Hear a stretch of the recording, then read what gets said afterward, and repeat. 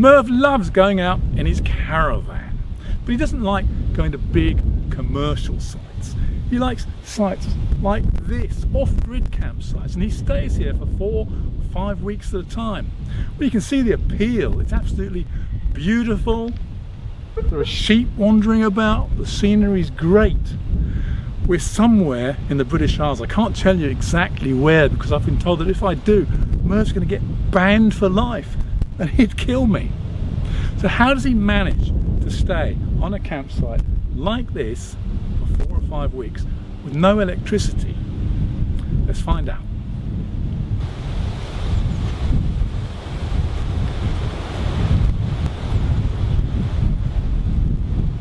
Okay, Merve and Kath, it's easy to see why you like staying on off-grid sites. It's so peaceful, quiet, relaxing. It's fantastic. But how do you manage to stay off-grid for 4 or 5 weeks at a time, no electricity? You've got your gas, you've got water, and you've got waste disposal. Well, water and waste, that's all we have. Yeah, and that's all most off-grid sites have. All the off-grid sites that we've ever stayed at have got water and waste disposal. That's it. We do it through technology, basically. I've embraced since 2013. So you started. Well, I started seriously thinking about off-grid in 2011, to be honest. But it took me probably a year, 18 months to sort of formulate a plan. And I started looking at it, and in 2013 we had the first solar panel fitted to the roof. Why did you first start thinking about it? Simply because I had I was approaching retirement. I wanted to caravan at the intensity that I had planned to be able to do post-retirement. You're an intense caravaner, aren't you? Yeah, I enjoy my caravan. I really do enjoy it. It gets me out and it gets me to places that I wouldn't normally go to. And I started to look at the pension plan, and I thought, perhaps I'm not going to be able to do it so much. So because of the tax changes that Mr. Brown brought in, I had to look at ways of doing it, and I either had to not caravan so much, give it up completely, or I had to find a cheaper way of doing it. So originally you were looking at ways of saving money. Absolutely, I was. Yeah, absolutely, I was. I mean, I was always considering the environmental impact as well. That was another thing that attracted me to it. And when I started to think about the solar panel, for instance, I could see the advantages of that. We weren't taking electricity from burning the dinosaurs. We were making it from the sun.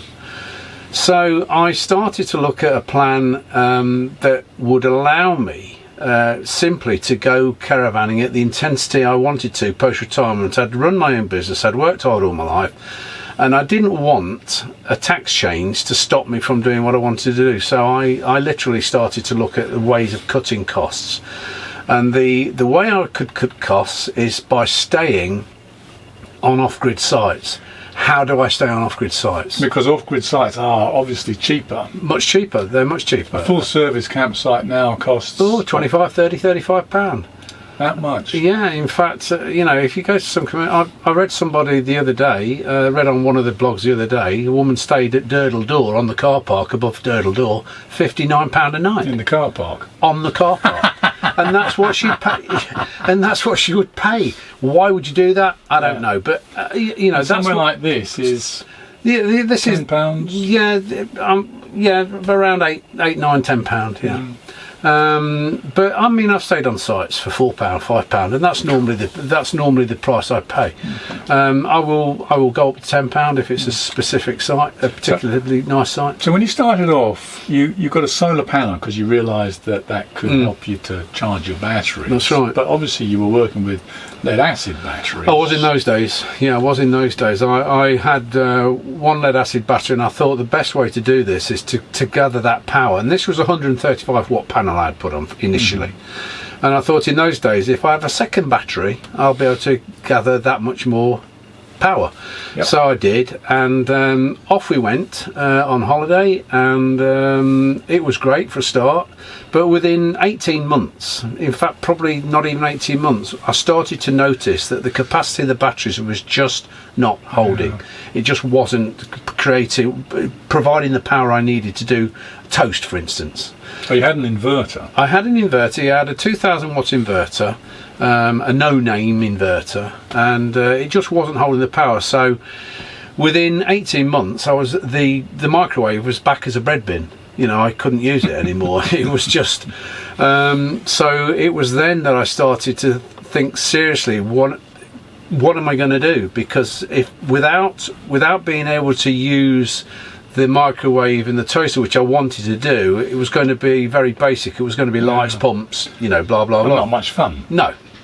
So I wanted, obviously, for Kath and for the convenience, I wanted to be able to use the facilities that the caravan manufacturers had put on board, because I'd bought the stuff, I wanted to use it. Well, like the microwave. Exactly It's that. actually built in. Exactly that. So what I did is I started to research again, and I'd been reading about the lithium battery, and that was interesting me very much. And as you know, rang RoadPro, which happens to be a company, you know, the company near me.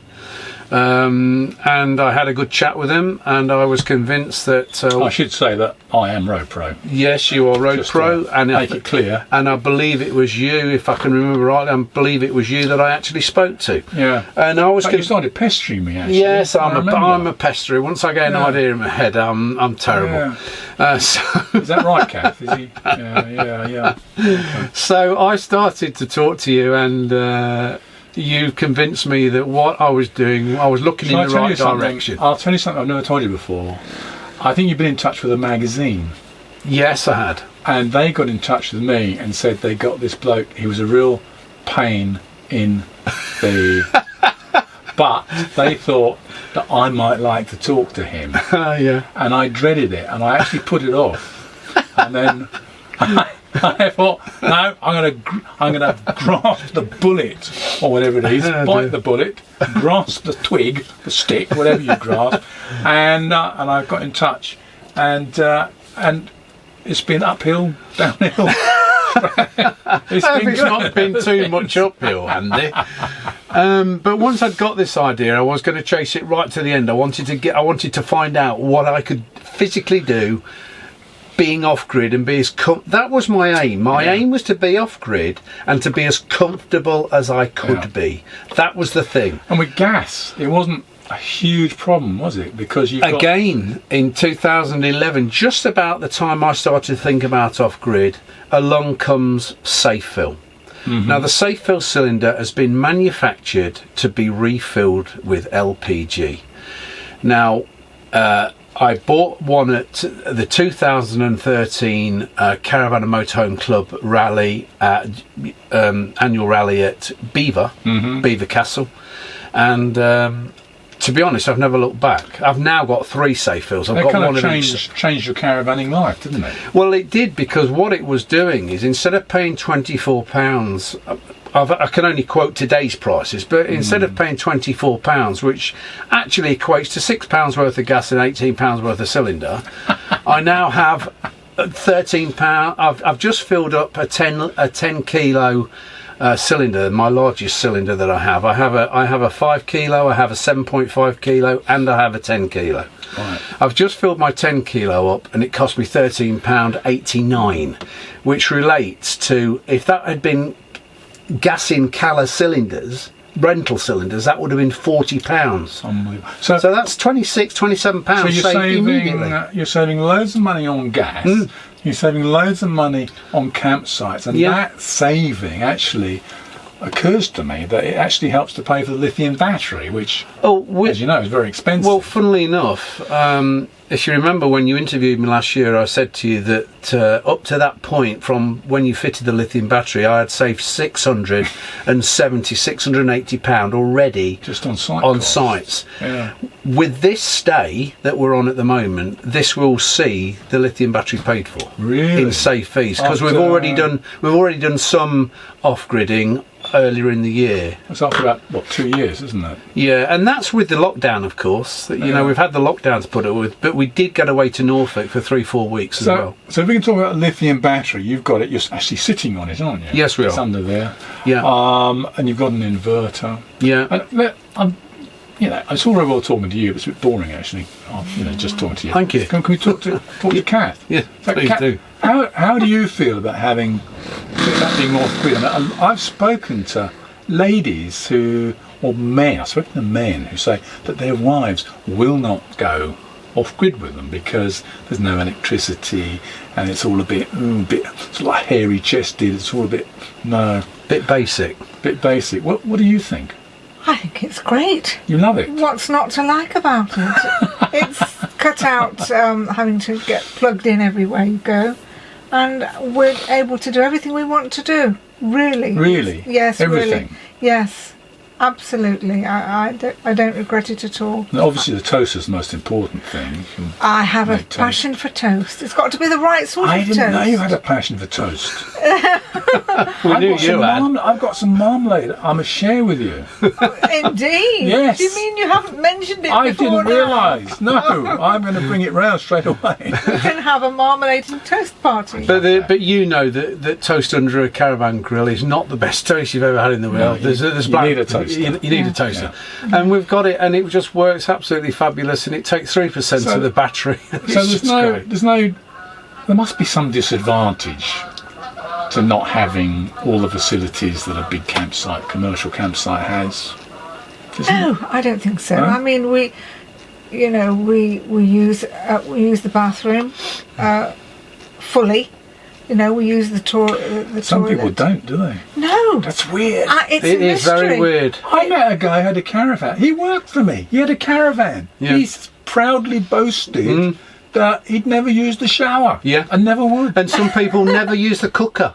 They've never used the cooker. They go and they come caravanning and they go out for meals. I mean, Strange. I'm sorry, Kath and I just don't get that. But This is real caravanning, isn't it? yeah, Yes. this is real that caravan. right? What this is, it's going back to the gas mantle type caravanning, but without gas mantles and with technology that has allowed us now, thank God for the solar panel and the lithium battery, to do exactly what we did with an EHU. Because I call my lithium battery an EHU in a box. Ah, That's what it is. in a small box. It's an EHU in a box. So you've got a fairly decent sized solar panel. You've got. We went up when we had the lithium fitted, and when we bought the new van. We initially had the batteries on the lithium battery on a 135 watt panel, the original panel.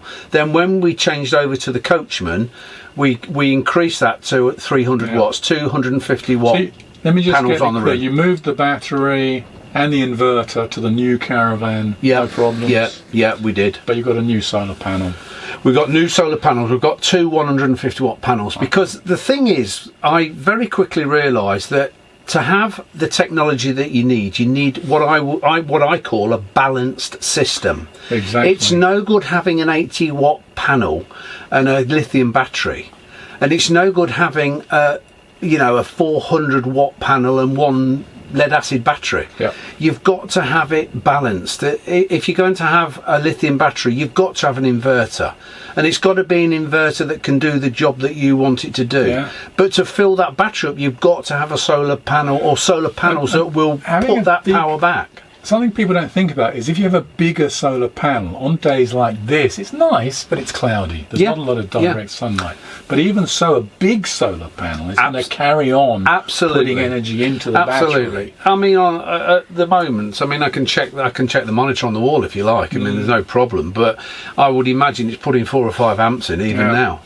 So the state of charge of the battery, even after you've been using it all day, is going to be... Well, honestly, Kath will tell you, we start off with 100% in the morning. We can use it, for what we need, and it'll go anywhere between 100 and 85% state of charge. So you never worry. A lot of people worry about their batteries running out of power.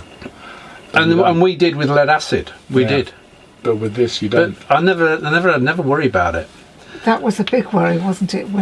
Before we went away from Well, we were plugged into the battery of the car, weren't we? Yeah, we used to plug the car up. Oh, Yeah. really? Yeah, we There used to was plug the car up. there was a constant level of anxiety about whether we'd have enough. But then Merv told me about the lithium battery. I was completely ignorant, and I'm still completely ignorant. But I thought, let's see what it can do, and it's great. I've never looked back. All the anxiety's gone. Isn't it is state of charge anxiety? Yes, you're constantly aware of it, and we're constantly aware that we don't need to worry about it now. Unbelievable. Okay, so you can go anywhere. How many actual campsites like this are there in the country? Do you know? No, for the Caravan and Motorhome Club, there's around about 400. And then there'd be, with the Caravan and Camping Club, there would be probably 200-300 as well. So 700, 800 and probably. Do you think, what I'm thinking is that the more people actually want to do this kind of caravanning and motorhoming, of course, then the greater the demand, there's going to be hopefully an increase in the supply. Well, you will know that we started CAMOG, the Caravan and Motorhome Off-Grid Group, on Facebook. And we did that purely, John and I did that purely to try and introduce off-grid caravanning to people, off-grid motorhoming to people, and to try and show them just how easy it is now with the modern technologies to be able to go into the countryside, be completely away from everybody and be completely comfortable. That's the thing. I'm not one that wants to use the Caravan and Motorhome Club term back to basics. There is nothing basic about what I do. Nothing. You've got everything in here, haven't you? We have a beautiful bed to sleep in, we have a toilet facility, we have a lovely shower, we're comfortable, we're warm, we can use we can make whatever we want with the blender, we can do toast, we can use a microwave, we're perfectly comfortable, and that's the important thing for me. But do you think there are more and more sites like this going to open up? All I can do is try and encourage people to look at these technologies. Yes, there is an investment to make. Oh, there's a sheep. Yeah, don't worry. They walk about. Oh, safe. They walk among us. All I can do is I can try to encourage people to look at this technology. I can't force them to look at it. I can only encourage them to look at it. And the more people that do it, I'm thinking that farmers and other people who've got land available, not doing very much, are going to be open to the idea of actually having a campsite like this. Yeah, absolutely. No stress, no have to build any shower blocks. You don't have to build shower blocks, toilets, or lay cables in. You can just put a tap in and a waste disposal, and away you go. Our job, John and my job, is to try and encourage people to look at the technology and see what you can actually achieve now. And it's an awful lot. You can achieve an awful lot. Now, people say, yeah, but the investment. Yes, there is an investment. But once you've made that investment, it's over. And don't forget that investment will come back to you, because you're saving so much money on camping fees now. Instead of going to a £25, £30 a night site, you're going to somewhere for £5. Every night you're saving 25 quid sometimes. So it really is. You're not only having a great time, you're saving loads of money. Yeah.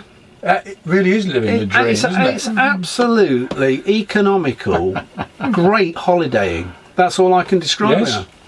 Yes, definitely. We're all agreed. Absolutely. Yeah. Absolutely. Yes. Okay. So but as I say, with the advent of with the invention of safe fill cylinder, the refillable cylinder, and the lithium battery and the solar panel, that's all come about in the last 20 years. Yeah.